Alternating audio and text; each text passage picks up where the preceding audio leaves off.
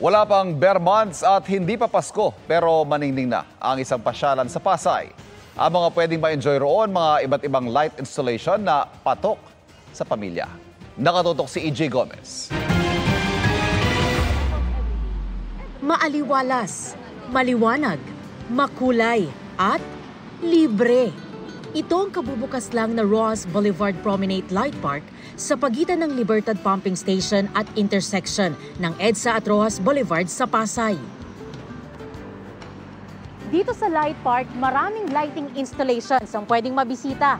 May tunnel lights na pwedeng-pwede nyong rampahan. May gravity lighting, pole lighting, at dandelion lights. Meron ding sitting area na pwedeng mapagtambayan ng mga bisita. Masayang experience din siya. Makikita mo dito sa habang nandito tayo sa Roxas Boulevard. So, makikita medyo lively, medyo uplifting or upbringing yung place itself. Maganda talaga pumunta rito, lalo pag yung nagmumuni-muni ka. Maganda maglakad-lakad with family, ganun. Pet-friendly din.